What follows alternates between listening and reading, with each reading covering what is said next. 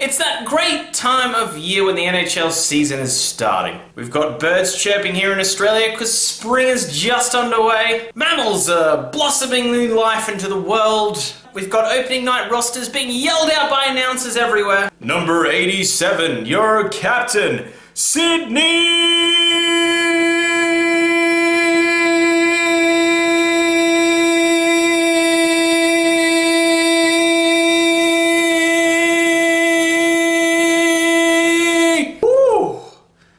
Blood rush. And we have Jay's Telestrations back where he yells out, "Freeze it right there," constantly. I like to think that guy thinks that everything's automated in his life, but really just an intern follows him around, like turning on his TV. Some housekeeping omissions by the Washington Capitals. They were without Tom Wilson because he literally had the book thrown at him by the NHL.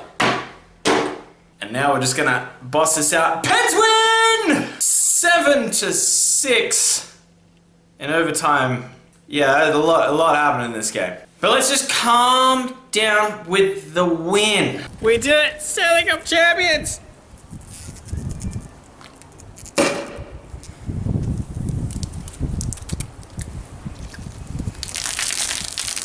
Woo! Oh. This is bad every year. Well, that escalated very quickly. Penguins started well out the gate in this game. I mean, let's face it, they started really well. But due to some great work from all 5 skaters on the ice, zigzagging around like crazy people, doing heaps of back passes, Alexiak, and who had him as the first goal scorer of the season? If you did, you're lying. Alexiak just bombs one, and it is 1-0 to start the season. We barely even sat down in our seats and we have a lead against the defending Stanley Cup champions. It didn't last long. And this is where the bad luck of this game really started to hit the Pittsburgh Penguins, because yeah, they let in 6 goals. That happened. They had a lot of bad luck this game. A lot of bad luck. And they probably could have scored more than 7, truth be told. And there's not much you can analyze when your team lets in 6, but we'll run through it anyway. So it's in the neutral zone. Marta beautifully pinches, gets possession of the puck, puts it onto the boards. If anything, this looks like a scoring chance for the Pittsburgh Penguins. They're about to go on a 3-on-2 with my baby Marta leading the charge. Except a striped man gets in the way and kicks the puck into the offensive zone for the Capitals. And for some reason, this isn't blown dead in the NHL. This is just, oh, well, you know, it comes off a ref. It's just allowed. In most other sports, if it comes off the ref, to an advantage to another team, not like the puck just goes dead, it's usually blown to be a face-off. However, in this case, for some reason, in the NHL, you're just allowed to roll with it, baby, because it's just a chaos sport of chaosness of chaos. Backstrom then gets it in the slot from Oshie, and he misses it wide horrendously. And it looks like, you know what, it was a little bit of bad luck by the Penguins' way, but it evens out and there's no, Verana's picking it up off the boards, and it is 1-1. Then at the 4-minute mark, yes, only 4 minutes had transpired in this game, Brooks Orpik, of all people, of course it's him, gets it at the point with no screen in front of Murray and somehow just straight through the wickets. And it is 2-1 Washington. A little bit of bad luck because the zone entry, I think, was offside. I think Ovechkin was offside in the zone entry, but no review for some reason because it was pretty line ball. It's pretty line ball. And it's 2-1, which it could be 1-0 still by the Penguins if, you know, a couple of things went their way here. And not 3 minutes later, it's passed. We're not even at the halfway mark of the first period, and the Penguins then score again of a really horrendous shot by Sprong that gets it to Jake, the Snake Gensel, and it is 2-2.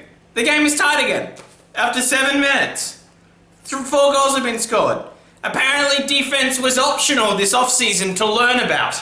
But then, thankfully, the game slowed down a little bit. No, it didn't! Fuck you! It's now 3-2, Ovechkin taps it in about 40 seconds later, and now it's 3-2. You know what's happening in this game. It's chaos, no one's defending, it's like it's like a game of shinny. It's like an all-star game with this level of defense that's going on. And my favorite fact is, not halfway through the first period, 5 goals have been scored on the last 2 Stanley Cup winning goalies. A few good chances for both teams, then rounds out the period, and it is 3-2. We get our first Jay Telestration of the year. The count was 4 for him saying to freeze it right there.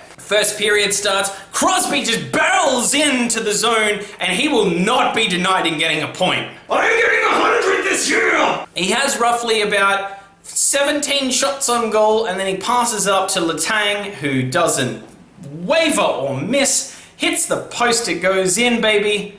It's 3-3.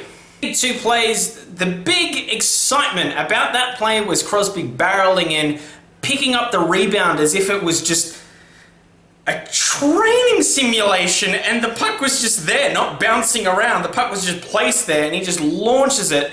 A bit rough to be denied, and he looks really good this season, and he's going to be a good chance to hit 100 points if he keeps playing like this. The other thing to be excited of was when Chris Letang had the puck, his head was up the entire time. Last year that was not the case. His head was down a lot.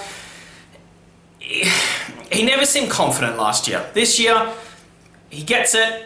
He's got one thing in mind, and that is to shoot the puck. About another 2 minutes passes, because this is the game where no one can not score for 2 minutes, and the Capitals make it 4-3 off a goal that Murray would probably want to have back, and that's 2 goals against 2 defenders. I mean, it was a good shot. It was better than Orpik's goal. We'll give him credit there, and it's his first game, so I'm not going the crazy Facebook rants, but it wasn't your best game, Murray. I think we both know that. Crosby then taps it in front of the net for Gensel, and Gensel almost scores, but Holtby's toe stops it. You don't skip big toe day. Never skip big toe day, kids, because you can make some amazing saves with that big toe. And they still keep it 4-3, however it doesn't last because, well, Jake Gensel wants another goal. Robbed the first time, but he's not robbed this time, baby.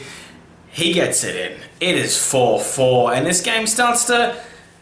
Where is it going? Where is it going here? And I'll tell you where it's going. It's going into a Penguins lead. Simone shoves the puck on the net. Holtby, juicy little rebound. That's been squeezed fresh every day, that juicy rebound. Brassard just sticks it on the backhand. Calm, composed, put it into a very good scoring position and popped it in. I'm very excited about Brassard this year, so can we just calm down with the whole he's bust and trade him things? Can we all just chill out, okay? He's gonna work out. It is 5-4, and you start to look at a very tired Washington Capitals team. They played yesterday, even though they really dominated Boston. They did play yesterday. They didn't seem to have that jam and that jazz that they've had before, and it showed because the Penguins soon made it 6-4. This is a team for the NHL to watch on the power play because, well, you know, they ran at 23% last year. They're probably going to do the same this year if they get it all together because that was scary. Although it didn't count as a power play goal, they scored it like 2 seconds afterwards, so that player still wasn't really back on the ice to affect any of the play. And it was one of the craziest plays I think I've ever seen. It was a pinball, and no one could see what was happening to it. Just you button mashing the little levers on the side, just trying to keep the ball bearing up. Malkin fires a one-timer, and it goes through the wickets on the Holtby side. Either he placed that so well that is amazing, or it wasn't a good shot and it worked out. But it doesn't matter, it's 6-4, and you take that in the third period. It looks like the Penguins are going to shut this one down. And then as Bob Airy says, not there, as one of the worst turnover passes given to Oshie in the slot. And it's 6-5, and you know it's bad when the color commentator's like, no, not there! 6-5, and then another bit of bad luck for the Penguins strikes. AJ Oshie gets a beautiful tip in, which is very close to the crossbar. Immediately, the refs are going crazy, flopping their arms around as if they're ready to take off and use their arms as some sort of flying mechanism. Some sort of breaststroke, maybe. They don't end up taking off. Instead, they actually make a huddle of 4 people. They give each other some positive feedback, talk about their feelings a little bit. Yeah, I think we're having a good game. We're having a good game. You know, have you lost weight? Oh my goodness, it looks like you have lost weight. You know what, let's call it a goal. Let's call it I'm feeling good. I'm feeling good. I'm feeling spicy.